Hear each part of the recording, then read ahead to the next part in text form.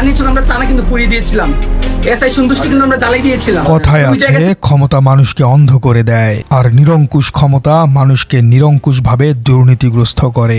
জুলাই বিপ্লবের রক্তভেজা রাজপথ থেকে উঠে আসা নেতৃত্বের কাছে জাতির প্রত্যাশা ছিল আকাশচুম্বী, কিন্তু সেই প্রত্যাশার পারদে কি তবে ভাটা পড়তে শুরু করেছে, নাকি কতিপয় ব্যক্তির ব্যক্তিগত ঔদ্ধত্যের দায়ভার নিতে হচ্ছে পুরো সংগঠনকেই? আজকের খবরের কেন্দ্রবিন্দুতে হবিগঞ্জ। রক্ষকই যখন ভক্ষকের ভূমিকায় অবতীর্ণ হওয়ার চেষ্টা করে, তখন আইনের হাত যে কত লম্বা হতে পারে তারই প্রমাণ মিলল আজকে সন্ধ্যায়। থানার ওছির মুখের উপর দাঁড়িয়ে থানা পোড়ানোর দমভক্তি করা সেই বৈষম্য বিরোধী ছাত্র আন্দোলনের নেতা মাহাদি হাসান এখন পুলিশের খাঁচায়। আজকের এই বিশেষ প্রতিবেদনে আমরা চুলচেরা বিশ্লেষণ করব কি ঘটেছিল সেই শুক্রবার দুপুরে, ঠিক কোন সাহসে কোন প্রেক্ষাপটে একজন ছাত্র নেতা প্রশাসনের বুকের উপর দাঁড়িয়ে এমন ভয়াবহ মন্তব্য করতে পারেন, এবং শেষ পর্যন্ত তার এই অতি বাড়াবাড়ির পরিণাম আসলে কি হতে যাচ্ছে। ৩ জানুয়ারি ২০২৬, ঘড়ির কাঁটায় তখন সন্ধ্যা ঠিক ৭:৩০।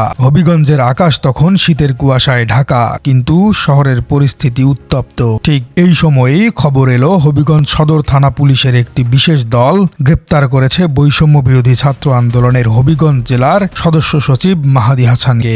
হবিগঞ্জের পুলিশ সুপার ইয়াসমিন খাতুন এই তথ্যের সত্যতা নিশ্চিত করেছেন। তিনি স্পষ্ট জানিয়েছেন, আইনের ঊর্ধ্বে কেউ নয়, সে যাই হোক, যেই দলেরই হোক। প্রশাসনের গায়ে হাত তোলা বা হুমকি দেওয়ার স্পর্ধা দেখালে তার পরিণাম ভোগ করতেই হবে। কিন্তু প্রশ্ন হলো, কেন এই গ্রেপ্তার? ঘটনার সূত্রপাত আসলে কোথায়? আসুন ফিরে যাই শুক্রবার, অর্থাৎ ২৪ ঘন্টা আগে।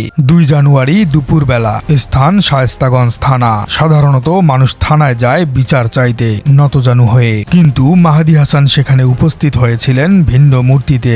থানার ভারপ্রাপ্ত কর্মকর্তার ঠিক সামনের চেয়ারে বসে চোখে চোখ রেখে তিনি যা বললেন তা শুনে শিউরে উঠেছে পুরো দেশ। মাহাদির সেই ভাইরাল হওয়া উক্তিটি ছিল এরকম, আমরা থানা পুড়িয়ে দিয়েছি, এসআই সন্তোষকে জ্বালিয়ে দিয়েছি। লক্ষ্য করুন তার শব্দচয়, আমরা জ্বালিয়ে দিয়েছি।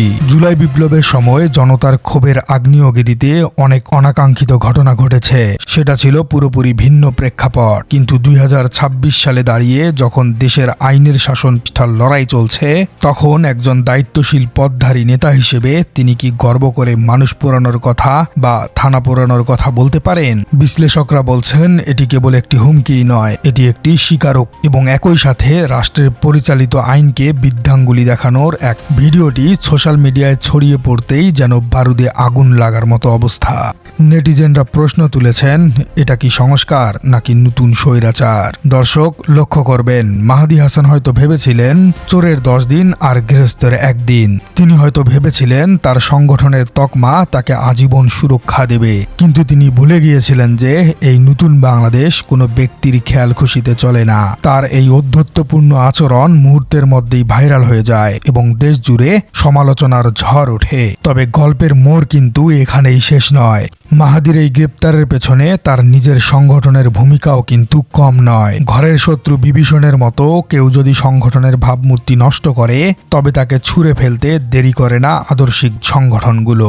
মাহাদির গ্রেপ্তারের ঠিক আগেই বৈষম্য বিরোধী ছাত্র আন্দোলনের কেন্দ্র থেকে এসেছিল এক কঠোর বার্তা। কি ছিল সেই বার্তায়, এবং মাহাদির এই পরিণতির পর ভবিষ্যতে ছাত্র রাজনীতির গতিপথ আসলে কোন দিকে মোড় নিবে, সেই গভীর বিশ্লেষণে যাব আমরা। তবে তার আগে চলুন দেখে নেওয়া যাক এই ঘটনার আইনি এবং রাজনৈতিক মেরুকরণ আসলে কতটা গভীরে। একটা প্রবাদ আছে, শাক দিয়ে মাছ ঢাকা যায় না। মাহাদি হাসান হয়তো ভেবেছিলেন তার স্থানীয় প্রভাব প্রতিপত্তি দিয়ে তিনি এই অন্যায়কে ধামাচাপা দিবেন, কিন্তু প্রযুক্তির এই যুগে এবং সচেতন জনতার সামনে তার এই দম্ভ ধোপে টেকেনি। পুলিশের হাতে গ্রেপ্তারের ঠিক আগ মুহূর্তেই তার নিজ সংগঠন অর্থাৎ বৈষম্য বিরোধী ছাত্র আন্দোলন তার বিরুদ্ধে যে কঠোর অবস্থান নিয়েছে তা রাজনীতিতে একটি বিরল দৃষ্টান্ত হয়ে থাকবে। সাধারণত আমরা দেখি দলীয় নেতারা অপরাধ করলেও দল তাদের বাঁচানোর চেষ্টা করে, কিন্তু এক্ষেত্রে ঘটেছে উল্টোটা।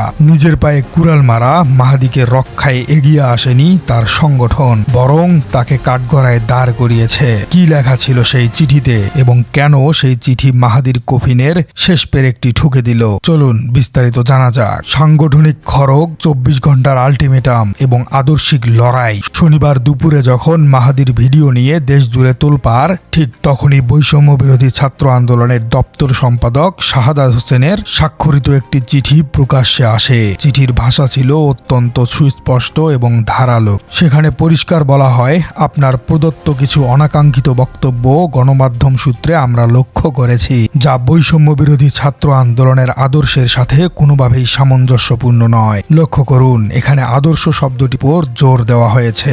যে আন্দোলনের জন্মই হয়েছিল বৈষম্য দূর করার জন্য, সেই আন্দোলনের একজন নেতা যখন নিজেই বৈষম্যমূলক এবং সন্ত্রাসী ভাষায় কথা বলেন, তখন তা সংগঠনের অস্তিত্বের উপর বিশাল আঘাত হানে। চিঠিতে আরও বলা হয়, তার এই কর্মকাণ্ড জনপরিসরে সংগঠনের ভাবমূর্তি ক্ষুণ্ণ করেছে। সংগঠনটি মাহাদিকে আর মাত্র 24 ঘন্টা সময় বেঁধে দেয়। নির্দেশ দেওয়া হয় কেন তার বিরুদ্ধে স্থায়ী সাংগঠনিক ব্যবস্থা নেওয়া হবে না, এজন্য তাকে লিখিতভাবে জবাবও দিতে হবে। এবং সবচেয়ে গুরুত্বপূর্ণ বিষয়টি হলো, তদন্ত শেষ না হওয়া পর্যন্ত তাকে সংগঠনের সব কার্যক্রম থেকে বিরত থাকার নির্দেশ দেওয়া হয়েছে। সহজ কথায়, গ্রেপ্তারের আগেই তিনি কার্যত তার পদ এবং ক্ষমতা হারিয়েছিলেন। একেই বলে অতি দর্পে হতলঙ্কা। এখন প্রশ্ন হলো, মাহাদি আসলে কি বোঝাতে চেয়েছিলেন? তিনি ওসিকে হুমকি দিয়ে বলেছিলেন, এসআই সন্তোষকে জ্বালিয়ে দিয়েছি। এই উক্তিটি কিন্তু শুধু হুমকি নয়, এটি একটি ভয়াবহ স্বীকারোক্তিও হতে পারে।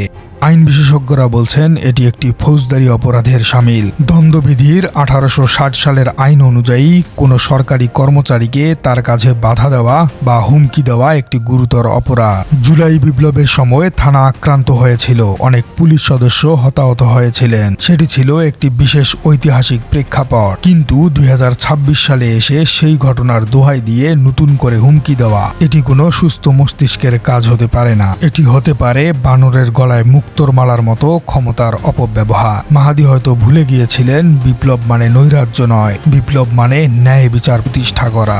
প্রিয় দর্শক, মাহাদি হাসানের এই গ্রেপ্তার এবং তার সংগঠনের তড়িৎ ব্যবস্থা গ্রহণ আমাদের সামনে একটি সুস্পষ্ট বার্তা দিচ্ছে। বার্তাটি হলো, পাপ বাপকেও ছাড়ে না। আপনি বিপ্লব করেছেন, আপনি দেশের জন্য লড়েছেন, তার জন্য জাতি আপনাকে সম্মান দেবে। কিন্তু সেই সম্মানের সুযোগ নিয়ে আপনি যদি ত্রাসের রাজত্ব কায়েম করতে চান, তবে আইন তার নিজস্ব গতিতেই চলবে। মাহাদির ঘটনাটি সারা দেশের ছাত্র জনতার জন্য একটি ওয়েক আপ কল বা সতর্ক বার্তা। অন্যদিকে পুলিশ প্রশাসনও প্রমাণ করল যে তারা কোনো বিশেষ গোষ্ঠীর কাছে জিম্মি হতে চায় না।